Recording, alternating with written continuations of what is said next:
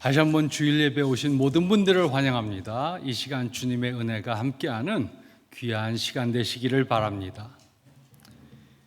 2000년 전 예수님이 부활하셨을 때 하나님은 그의 무덤 입구를 막고 있던 그 돌을 옮기셨습니다. 하나님은 그 큰 돌을 옮기심으로 예수님께서 무덤에서 나오도록 하셨습니다. 우리는 이 세상에 살면서 많은 장애물들을 만납니다. 이런 장애물들은 우리로 행복한 삶을 살지 못하게 만들고 또 풍성한 삶을 살지 못하게 방해합니다. 하지만 하나님은 요즘도 우리의 앞길을 막고 있는 그 장애물과 같은 돌들을 옮기십니다. 그러므로 우리는 이번 시리즈를 통해 우리의 가는 길을 막는 그 돌들에 대해 생각해 보고 있습니다. 지난주에는 우리가 갖고 있는 의심의 돌에 대해 생각해 보았습니다. 그리고 오늘은 우리가 갖고 있는 상처의 돌에 대해 생각해 보겠습니다. 우리는 살면서 다른 사람들에게 상처를 받을 수 있습니다. 우리는 다른 사람들에게 거절당하고 버림을 받고 정신적으로 육체적으로 학대를 받아 상처를 받을 수 있습니다. 하지만 다른 사람들에게 받은 상처를 잘 치유하지 않으면 평생 마음속에 그 상처를 갖고 살 수 있습니다. 치유되지 않은 상처는 우리로 다른 사람들과 건강한 관계를 갖지 못하게 합니다. 성경은 분명히 말합니다. 오직 하나님만이 우리들의 이런 상처를 치유해 주실 수 있습니다. 우리는 이런 상처를 가족들이나 친척들이나 친구나 이웃들을 통해 받을 수 있고, 이런 상처는 보통 다음 네 경로를 통해 옵니다. 첫째는 자신이 준 상처입니다. 우리들이 갖고 있는 상처 중에는 어떤 것들은 우리 스스로가 만든 것입니다. 우리가 스스로 잘못된 선택을 하거나 죄를 범하면 상처를 받게 됩니다. 이런 경우에는 다른 사람들을 탓할 수 없습니다. 이런 상처는 우리가 갖고 있는 죄책감이나 후회를 통해 보여집니다. 둘째는 적에게 받은 상처입니다. 이런 상처들은 우리가 다른 사람들과 다투다 받은 상처입니다. 우리는 어떤 때 다른 사람들과 다투지 않아도 될 일을 갖고 다투다가 상처를 받습니다. 하지만 불필요한 다툼은 피하는 것이 지혜로운 것입니다. 그러므로 어떤 사람이 불필요하게 다투려고 하면 우리는 그 사람들로부터 피하는 용기를 가져야 합니다. 이런 상처는 화를 쉽게 내는 것이나 복수하려는 마음을 통해 보여집니다. 셋째는 자기 편에게 받은 상처입니다. 이런 상처는 믿는 사람에게 배신당하거나 사랑하는 사람에게 버림을 받았을 때 받는 상처를 말합니다.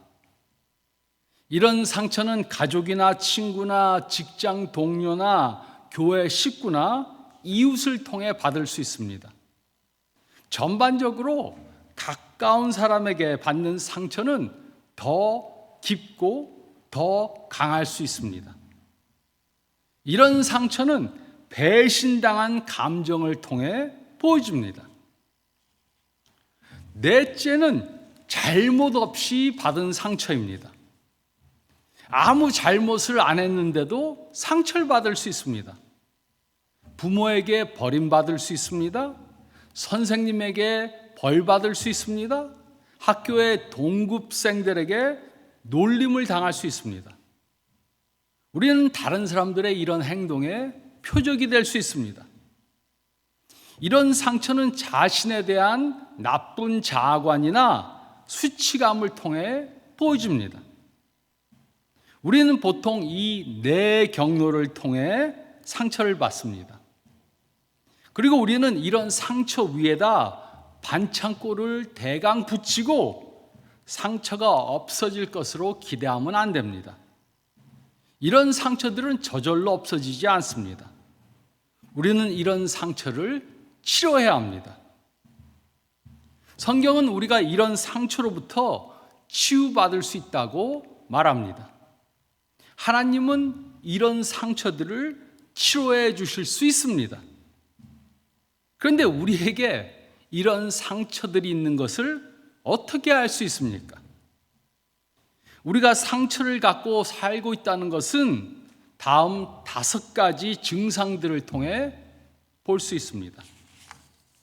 첫째는 쉽게 화를 내거나 상처를 받는 것입니다.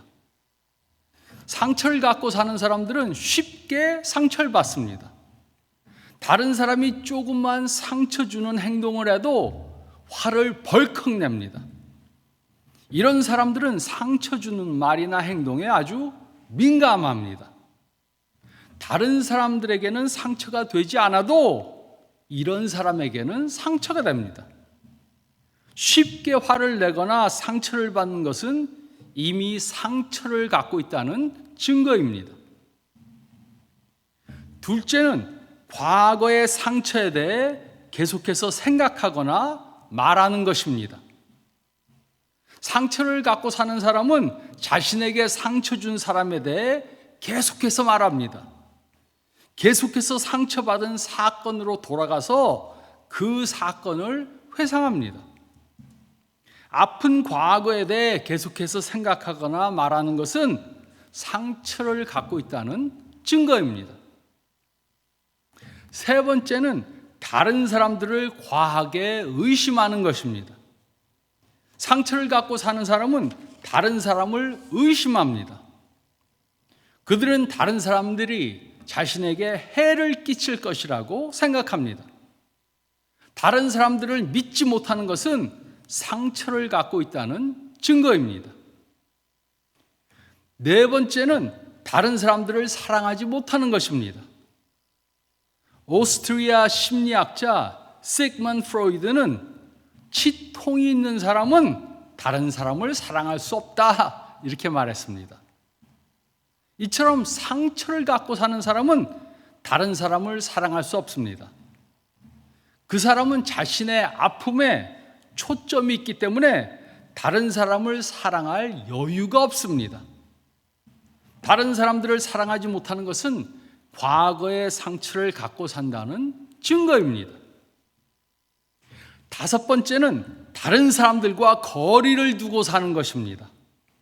상처를 갖고 사는 사람은 다시 상처받을 것을 두려워합니다. 그래서 다른 사람들과 거리를 두고 있습니다. 그들은 그들 주위에 벽을 쌓아놓고 다른 사람들로 접근하지 못하게 합니다. 다른 사람들과 사귀지 않고 친구가 없고 다른 사람을 절대로 자기 집에 초대하지 않습니다. 이런 사람들은 우리 주위에 많이 있습니다. 어떤 사람은 교회 다니다가 다른 교인에게 상처를 받아 교회를 떠나서 교회 생활을 하지 않거나 아니면 아무도 자신에 대해서 모르는 그런 교회에 가서 혼자 숨어서 기도 생활, 신앙 생활을 합니다. 이렇게 다른 사람들과 거리를 두고 사는 것은 과거의 상처가 치유되지 않았다는 증거입니다. 이런 증상들이 있으면 상처를 갖고 산다는 증거이고 우리는 이런 상처들로부터 치유받아야 합니다.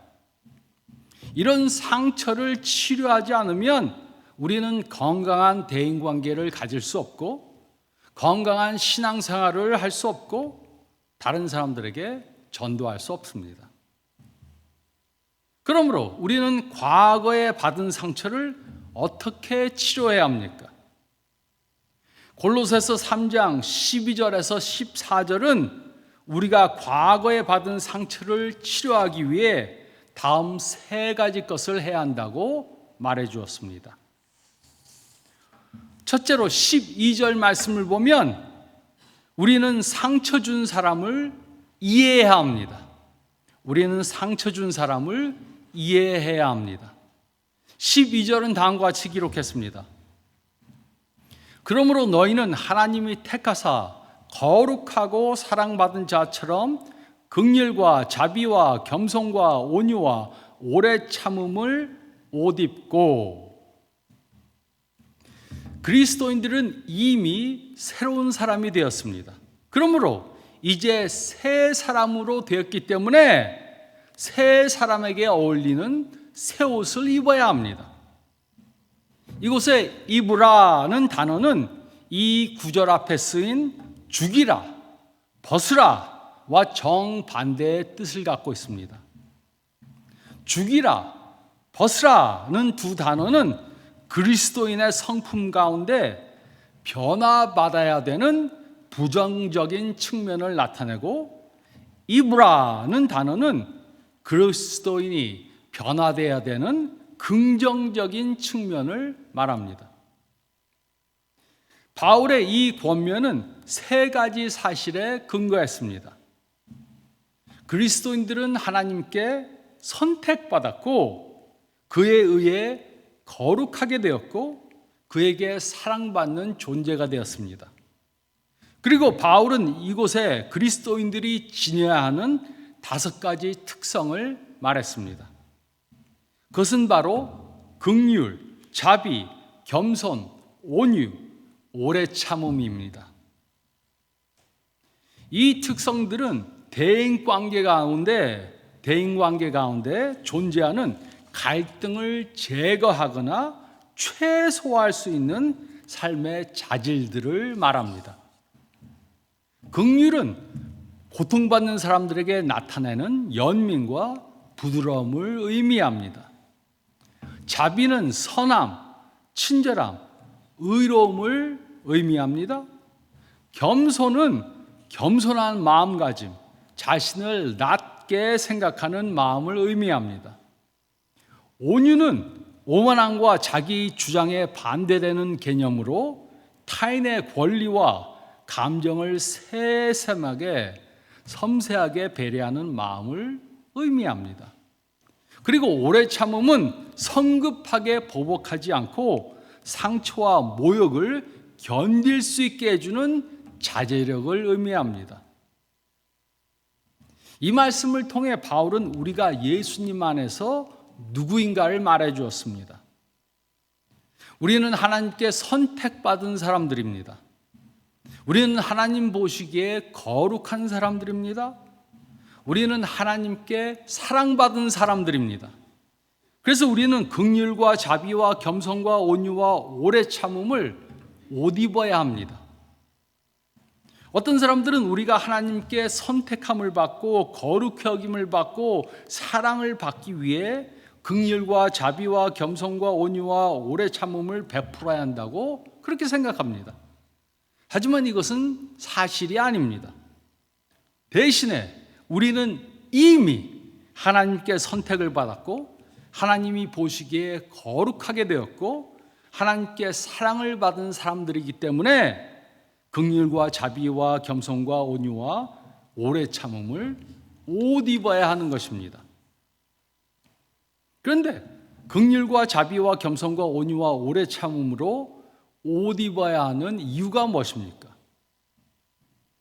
이런 것들로 옷 입는 것은 마치 색안경을 끼는 것과 같습니다.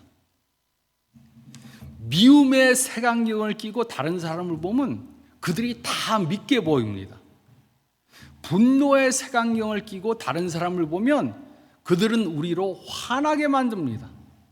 하지만 긍휼과 자비와 겸손과 온유와 오래 참음의 안경을 끼고 다른 사람들을 보면 우리는 다른 사람들을 긍휼과 자비와 겸손과 온유와 오래 참음으로 대할 수 있게 됩니다. 제가 대학교에서 심리학 과목을 선택했을 때 교과서 서론 부분에 다음과 같이 써져 있는 것을 보았습니다. 누군가를 사랑하기 위해 우리는 먼저 그 사람을 이해해야 한다. 누군가를 사랑하기 위해 우리는 먼저 그 사람을 이해해야 한다. 정확히 맞는 말입니다. 누군가를 이해하지 못하면 우리는 그 사람을 절대 사랑할 수 없습니다. 우리는 어떤 사람이 왜 다른 사람에게 상처 주는 행동을 하면서 사는지 이해하지 못할 수 있습니다.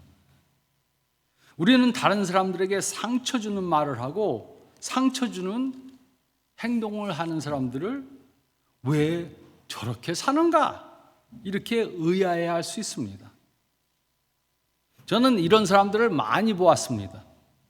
처음에는 이런 사람들을 도무지 이해할 수 없었습니다.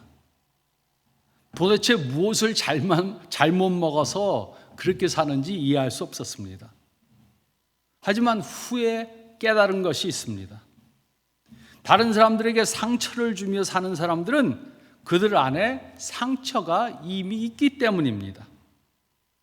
과거의 상처를 받는 것이 치유되지 않아서, 과거에 누구에게 상처받은 것이 치유되지 않아서 다른 사람들에게 상처 주는 말과 행동을 하는 것입니다.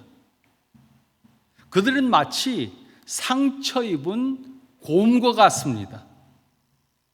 상처 입은 곰은 매우 싸납습니다. 누가 가까이 가려고 하면 공격합니다. 도와주려고 하는 사람까지 공격합니다. 이처럼 상처를 갖고 사는 사람은 매우 싸납습니다. 항상 누군가와 싸우려고 합니다. 조언을 해줘도 받아들이지 않습니다. 그래서 우리는 그들을 먼저 이해해야 합니다. 물론 우리가 그들이 하는 것을 그들을 이해한다고 해도 그들의 행동이나 말이 정당화되는 것은 전혀 아닙니다. 그들을 이해해야 하는 이유는 그들을 이해해야 우리가 그들에게 받은 상처를 치유할 수 있기 때문입니다. 이 사람이 나한테 이러는 것은 내가 잘못됐기 때문이 아니고 이 사람이 자기가 갖고 있는 상처를 치유하지 못했기 때문에 이렇게 나한테 대하는구나 이해해야 하는 것입니다. 그래야 우리가 갖고 있는 우리가 받은 상처를 치유하게 됩니다. 우리는 상처 준 사람을 이해해야 합니다.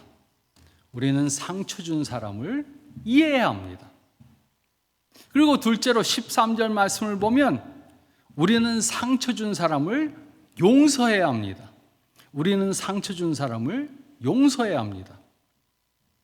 13절은 다음과 같이 기록했습니다. 누가 누구에게 불만이 있거든 서로 용납하여 피차 용서하되 주께서 너희를 용서하신 것 같이 너희도 그리하고. 여기서 말하는 불만은 누군가가 갖고 있는 결점이나 불쾌한 특성 때문에 짜증을 느끼는 것을 의미합니다. 이처럼 우리 주위에는 우리를 짜증나게 만드는 사람들이 많이 있습니다. 다른 사람들이 싫어하는 행동을 반복해서 합니다. 입을 열면 싸가지 없는 말을 합니다. 자신에게 이득이 되면 어떻게든지 자신이 가지려 합니다. 좋은 것이 있어도 다른 사람들과 나누려고 하지 않고 자신이 가지려 합니다. 이런 사람을 어떻게 대해야 합니까?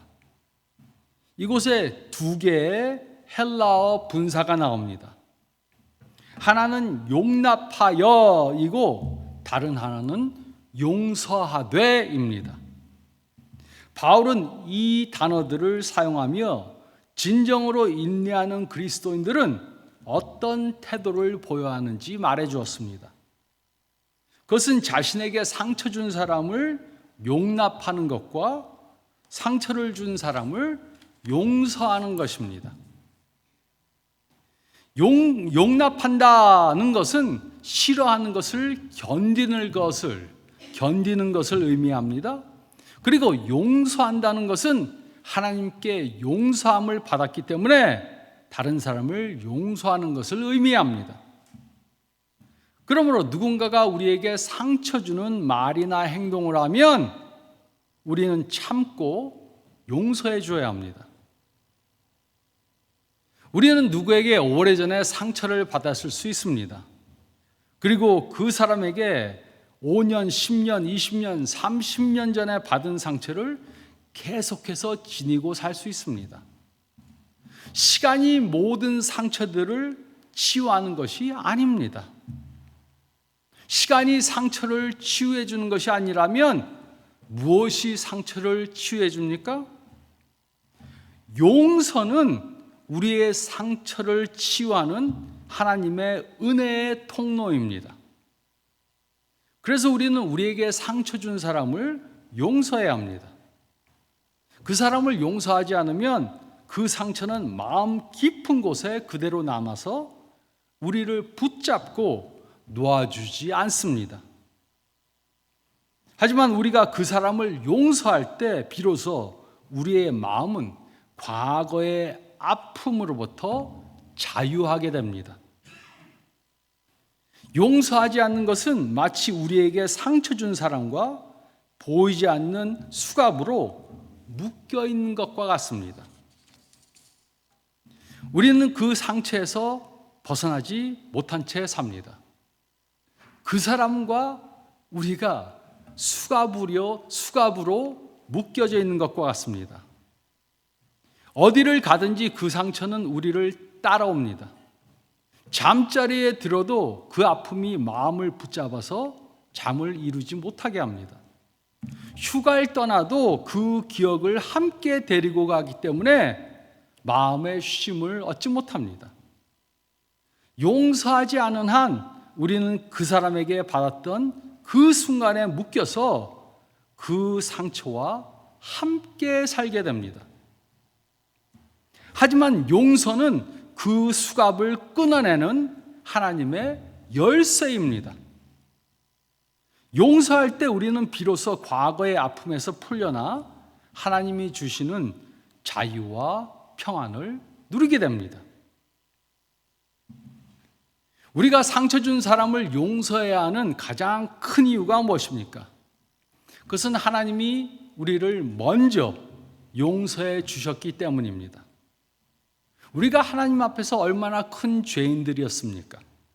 그럼에도 불구하고 하나님은 그리스도 안에서 우리를 용서하시고 우리의 죄를 기억하지 않으시고 새로운 삶을 허락해 주셨습니다.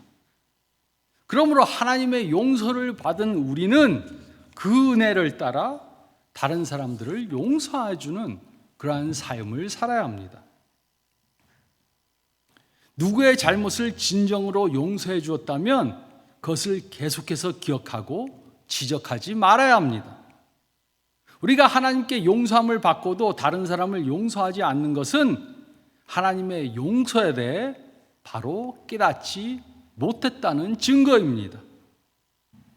하나님이 우리를 용서해 주셨으니까 우리는 다른 사람들을 용서해 줘야 합니다. 이것은 우리가 당연히 해야 하는 것입니다.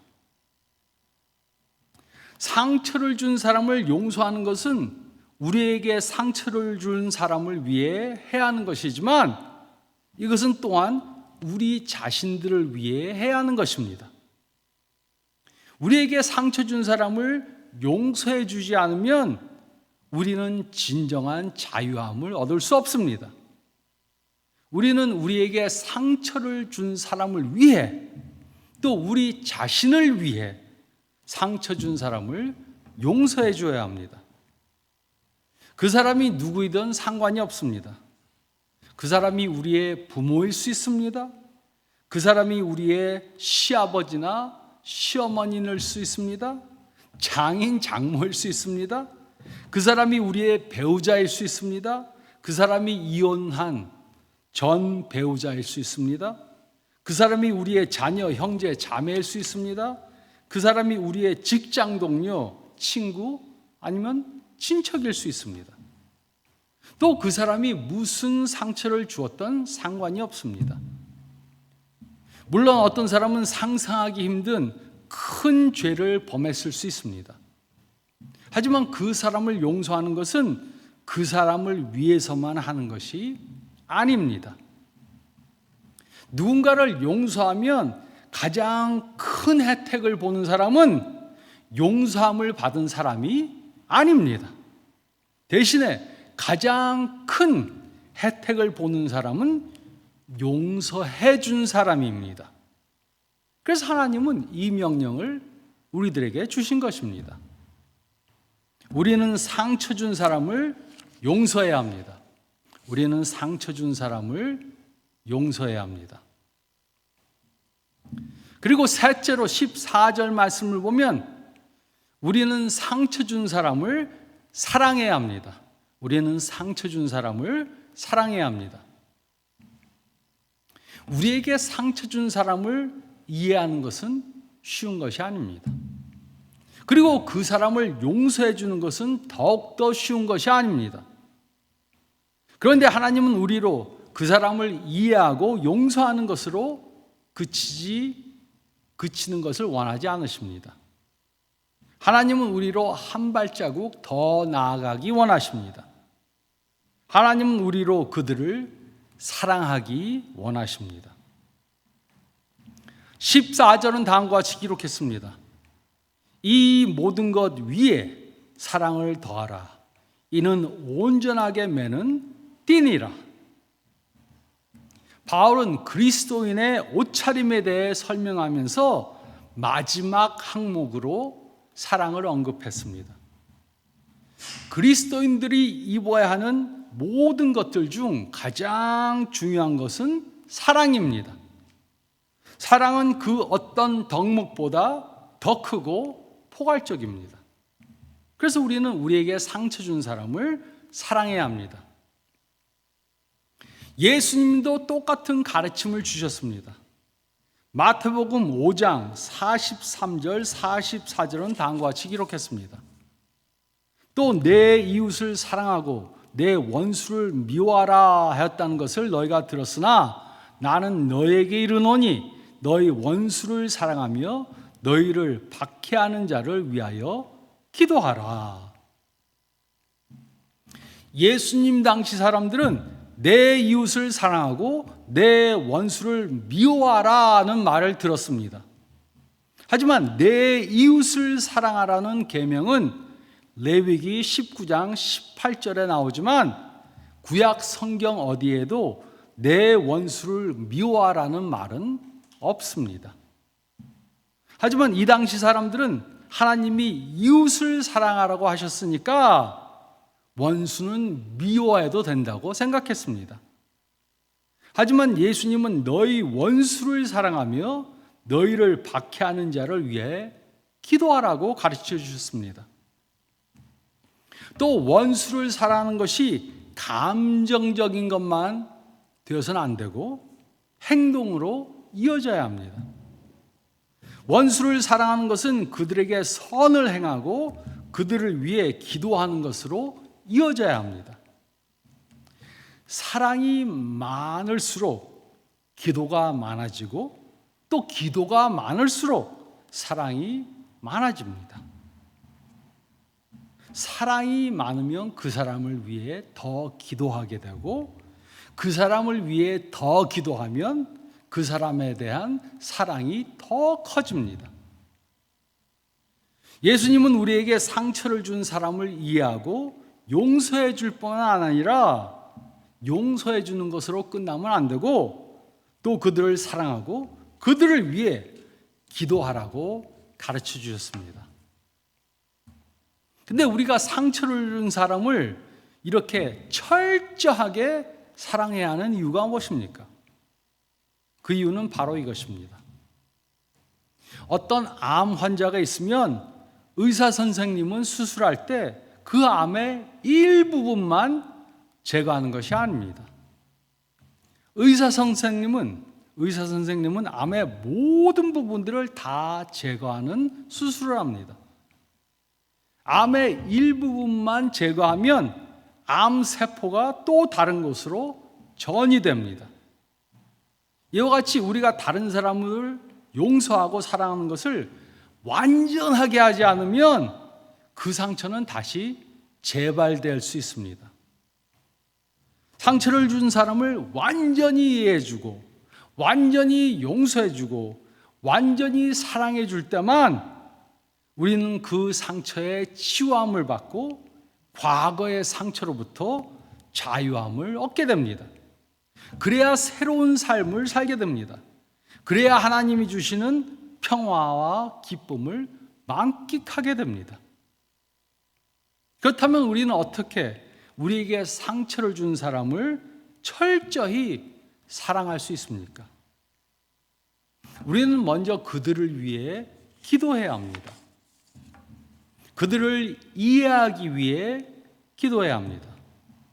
그들을 용서하기 위해 기도해야 합니다. 그리고 그들을 사랑하기 위해 기도해야 합니다. 그리고 기도하는 것으로 끝나면 안 되고 그들에게 사랑을 표현하는 행동을 해야 합니다. 그것이 위로의 말을 해주는 것이 될 수 있습니다. 그것이 재정적으로 그 사람이 어려울 때 도와주는 것이 될 수 있습니다. 그 사람과 시간을 보내주는 것이 될 수 있습니다. 우리는 그 사람을 사랑하기 위해 해야 할 것을 행동으로 표현해야 합니다. 우리는 상처 준 사람을 사랑해야 합니다. 우리는 상처 준 사람을 사랑해야 합니다. 이 세상에는 다른 사람들에게 상처를 주며 사는 사람들이 많이 있습니다.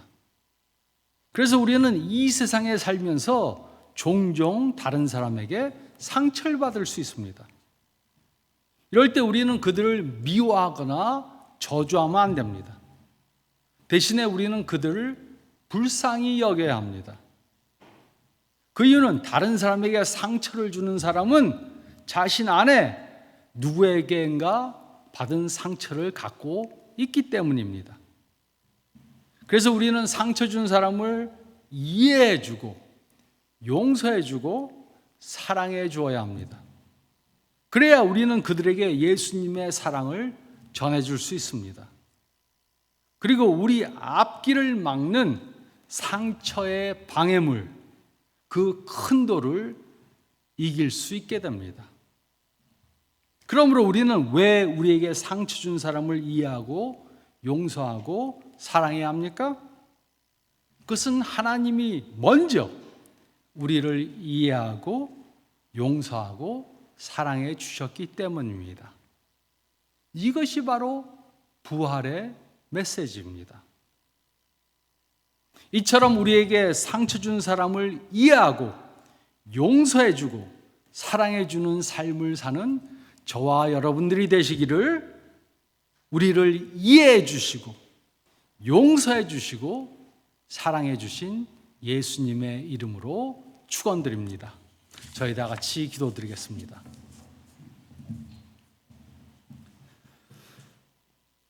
잠깐 머리를 숙이시고 오늘 말씀 다시 한번 묵상해 보시기 바랍니다.